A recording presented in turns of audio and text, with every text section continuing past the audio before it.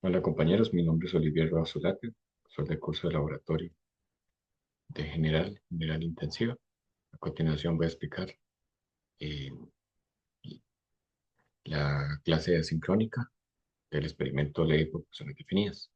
Estos serían los objetivos de la práctica. Vean que eso está este, basado en el manual. Vean que para esta práctica, pues en el entorno se le subió esta información que es extraído del manual. Entonces, ok, en reactivos materiales, equipos de seguridad reactivos son apenas tres: el ácido clorhídrico, el óxido de sodio. Son concentraciones bajas, de 2,00 mols por litro cada uno. ¿Se requiere guante de seguridad? Pues no. E inclusive esto que es un ácido fuerte, no ácido fuerte, está muy bajas concentraciones, entonces no debería representar un peligro. De igual manera, siempre quedan como recomendación. Ok, materiales, entonces se va a ocupar puretas, cápsula de porcelana, quemador Bunsen, sedazo, el cuadro de pesto, núcleo de ebullición y vidrio reloj. Equipos, pues,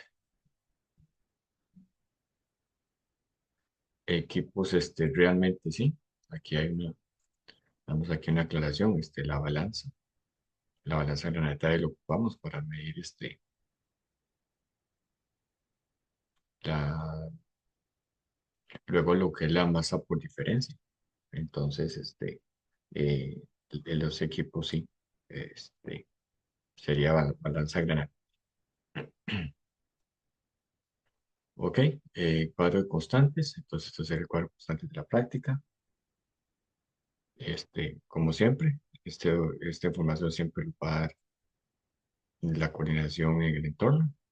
Ya ustedes saben que pueden pegar a la libreta y el título se escribe a mano, secuencia de número romano. Y ahora comenzamos la parte de la teoría. Ecuación balanceada. Una ecuación está balanceada cuando los coeficientes, o sea, los famosos moles, de las especies involucradas, o sea, de fórmulas químicas, en una reacción, pues mantiene el mismo número de átomos este, em, en los reactivos y productos. Entonces, por ejemplo, una reacción, por ejemplo, esta de la formación del agua, vea que no todo es un mol. Em, Esto que está balanceado, los coeficientes de las especies es, en otras palabras, vean los moles de de las fórmulas químicas. Entonces, aunque ponga aquí 2 y uno y al otro lado 2, realmente sí está balanceado, porque vean estas bolitas, por ejemplo, de lo que representa colores de átomos. Entonces, este 2 que usted pone acá, usted a multiplicar 2 por 2, usted en total aquí ahí tiene 4 átomos de hidrógeno. Aquí hay 2 átomos de oxígeno. Entonces, yo pongo un 2 aquí para que se vea bien. Por ejemplo, estoy cometiendo un error. Estaría eh, poniendo en total 4 bolitas azules de oxígeno y aquí solo hay 2. Entonces, eso no puede ser cierto. Y al poner este 2 acá, pues yo a la hora de contar, me, me sale que antes de la reacción, entonces tengo 4 átomos de hidrógeno, átomos de oxígeno, después de la reacción, 4 átomos de hidrógeno, átomos de oxígeno. Ujú. Y lo que es lo mismo aquí arriba, que los átomos no se destruyeron, nada más se me acomodaron. Este, Nada más se me acomodaron. Entonces, reacción química versus disolución. Una disolución es una mezcla homogénea. Y como ustedes están viendo aquí, solvente, que yo tenga agua, por ejemplo, y soluto, que tenga un sólido, eh, sal, azúcar, por ejemplo, o que yo tengo un soluto líquido como alcohol. Entonces, tiene una composición variable en sus componentes. O sea, mientras se disuelva, yo puedo jugar con las cantidades de muestras. O sea, si yo quiero que sea una solución de 100 mililitros, entonces hago mis cálculos, pues saber cuántos gramos de azúcar y cuántos litros de agua. O si quiero preparar una muestra más grande, entonces cuántos gramos más de azúcar y cuánto volumen para que se me disuelva súper bien. Y en fin, los productos que se generan no provienen de una reacción química. Esto quiere decir que, por ejemplo, si esto es agua con sal y está disuelto, pues proviene, en todo, aquí como resultado, un producto siempre fue agua con sal. Entonces, no proviene de una reacción química antes. Además de que mm, las sustancias al inicio aquí de la mezcla siempre son las mismas según la solución, no se destruyeron, entonces no hubo reacción química. Y el agua y sal nada más se asociaron para disolver, pero, o sea, no proviene de una reacción química que el agua y sal me generaran acá y aquí no. Mientras en la reacción química, ahí sí, los productos, en este caso, este ejemplo del óxido de aluminio, pues yo no lo conocía al inicio de la reacción. Me di cuenta hasta después de que se genera la reacción química. Entonces, llámese en plural los productos. El productos están sujetos a una relación estequiométrica. Este, y relación estequiométrica también, esa relación estequiométrica es, por ejemplo, este 2 pues parte de la reacción me dice que un molde de óxido de aluminio reacciona con 3 moles de agua para formar 2 moles de óxido de aluminio. Entonces, eso es la base de la relación estequiométrica, que en otras palabras, que un mol de óxido de aluminio reacciona con 3 moles de agua, solo así, con un mol de óxido de aluminio, 3 moles de agua, entonces es una condición que es de este tipo de reacción, que voy a ver producto que sale después de la reacción y existe y ocurre gracias a estas relaciones de un mol que reacciona a óxido de aluminio, reacciona a 3 moles de agua. Entonces, los productos provienen de una reacción química con composición definida. Esto último, composición definida, entonces, eh, este, entonces aquí, gracias a esta reacción, entonces ya se forma esta molécula. Composición, entonces, que va a tener, pues, 3 átomos de hidrógeno, 3 átomos de oxígeno, un átomo de aluminio. Recuerden que este 2 es es una repetición de que tengo una molécula completa. Eh, y bueno, queda clara más bien que el aluminio serían 2, porque aquí hay uno que a la hora de multiplicar, entonces por eso viene composición definida, que el óxido de aluminio se compone de 3 átomos de hidrógeno, 3 átomos de oxígeno y 2 átomos de aluminio.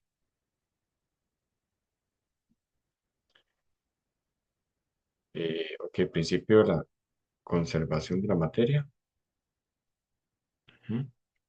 Entonces la materia no se crea ni se destruye, solo se conserva. Lo cual es lo mismo decir que la cantidad consumida por los reactivos es la misma que se genera en los productos. So, yo tengo el ejemplo de reacción química, formación del agua, este, que serían 2 moles que reaccionan, se reacciona con un mol de oxígeno para formar 2 moles de agua. Si yo voy con lo de la masa, la tabla periódica de los átomos, pues vea que me da la misma masa en reactivos y productos. Aquí lo que pasó es que se me acomodaron los átomos, como decir acá, no se destruyeron. Y la conclusión final es esto, que, o sea, la materia no se crea ni se destruye. En materia estamos hablando o sea, ya muy interno serían los átomos, no se destruyeron, se acomodaron, y que la cantidad, la masa aquí de reactivos es la misma que la masa de productos. Ok, ley de proporciones definidas. Entonces, es una ecuación química. En una ecuación química, los reactivos se combinarán siempre en la misma proporción según esa relación estequiométrica. Esa relación estequiométrica se quiere decir relación de moles. Entonces, en una ecuación química, los reactivos se combinarán siempre en la misma proporción, independientemente si hay un exceso de cualquiera de los reactivos. Entonces, por ejemplo, que en esta ecuación, que es la ecuación de la práctica, la relación estequiométrica de los reactivos es 1:1. Con un mol de ácido clorhídrico que reacciona un mol de hidróxido de sodio. Este, Esto transformado en cantidad de masa, la masa molar de la tabla periódica, entonces 36,5 gramos de ácido clorhídrico reacciona con 40,0 gramos de hidróxido de sodio. Eso lo estoy diciendo en otras palabras. En vez de decir un mol de ácido clorhídrico, yo estoy diciendo, ahí está reaccionando 36,5. Un mol de ácido clorhídrico es 36,5 gramos de ácido clorhídrico. Están reaccionando con un mol de hidróxido de sodio, o sea, 40,0 gramos de hidróxido de sodio. Se me va a formar o sea, se me va a formar 58,5 gramos de cloruro de sodio y 18,0 gramos de agua. Entonces, es decir, si yo agregara eh, pues esas cantidades a que o sea, esas cantidades que yo agrego, 36,5 gramos de ácido clorhídrico, 40,0 gramos de hidróxido de sodio, pues formaría 58,5.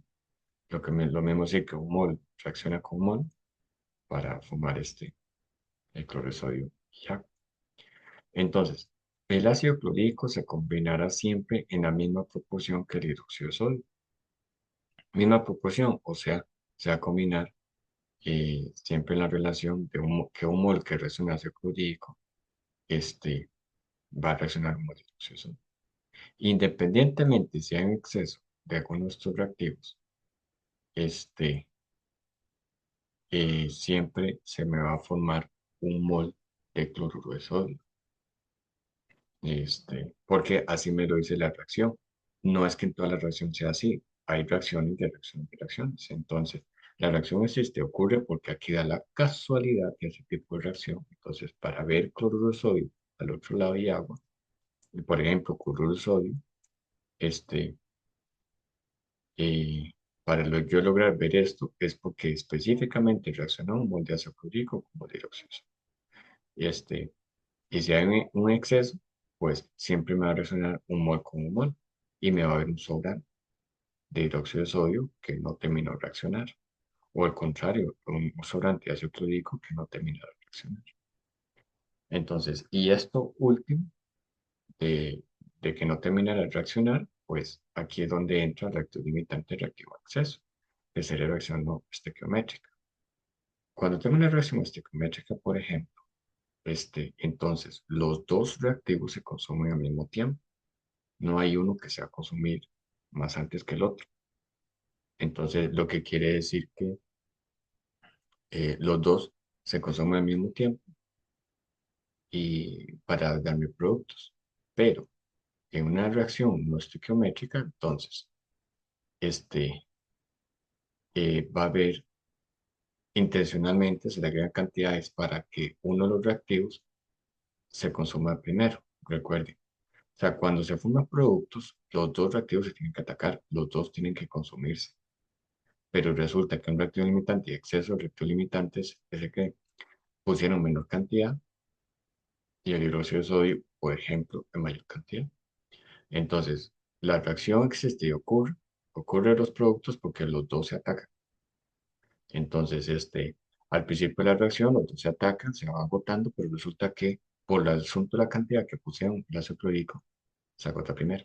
Y el hidróxido de sodio, de la cantidad total al inicio, de la cantidad inicial que pusieron antes de la reacción, y empezó a atacar el ácido clorhídrico, eh, hay una parte de hidróxido de sodio que reaccionó con el ácido clorhídrico. Hay una parte del hidróxido de sodio que reaccionó con el ácido clorhídrico en el momento que el ácido clorhídrico ya se agotó. Entonces quiere decir que hay un sobrante de hidróxido de sodio que quedó y que no va a reaccionar con nadie porque el ácido clorhídrico ya no existe, se agotó. Entonces esto es reactivo limitante y reactivo exceso. Vea que no es, puede ser también al revés. El exceso sea alguno de los dos y el reactivo limitante es uno. Entonces, pero más que todo teniendo el concepto. Entonces, el reactivo limitante es el reactivo que se consume primero en la reacción química.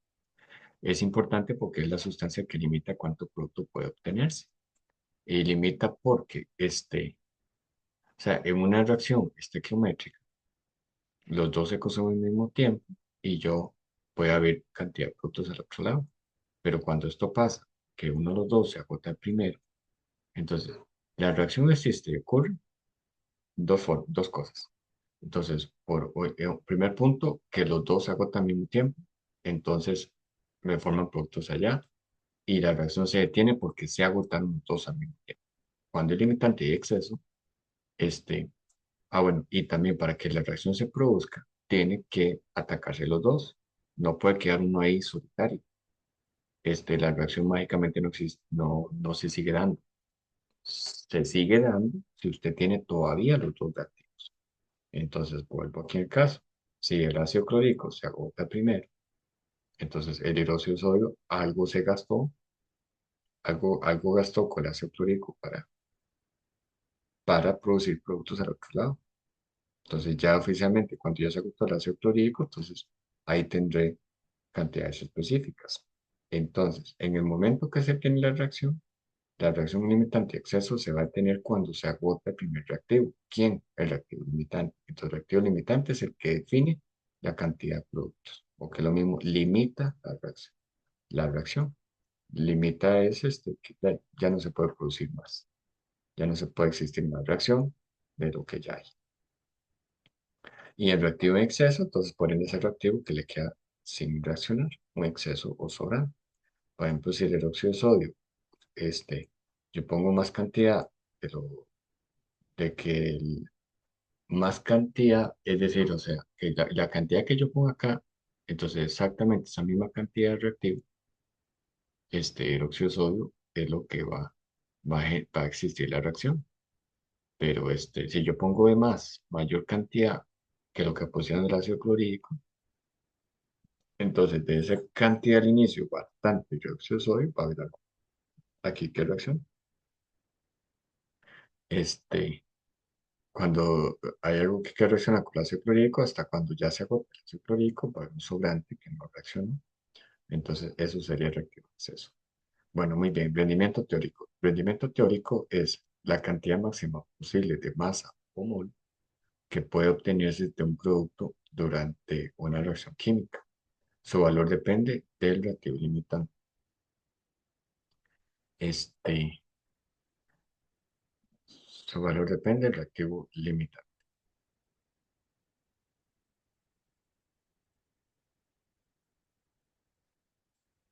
¿Mm?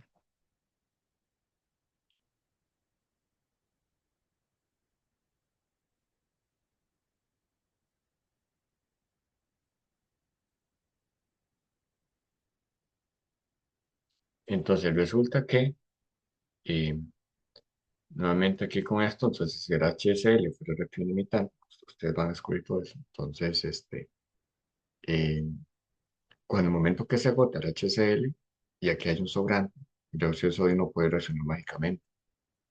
Entonces, en el momento que el reactivo limitante se agota, pues ese es el instante en que voy a saber la cantidad de gramos o la cantidad de producto, ya sea el agua o el clorhídrico que se generó.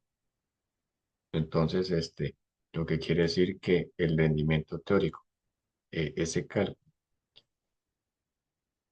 eh, o sea, según mis cálculos, pienso yo obtener y lo defino, lo oficializo, porque se hago la reacción ya no se produce más. ¿Y por qué no se produce más? Porque ya no hay limitante. Entonces, cuando ya no hay limitante, pues miro acá o acá, ver la cantidad que se produce. Muy bien, chicos, entonces me tengo aquí en este primer video para luego hablar de la sección experimental.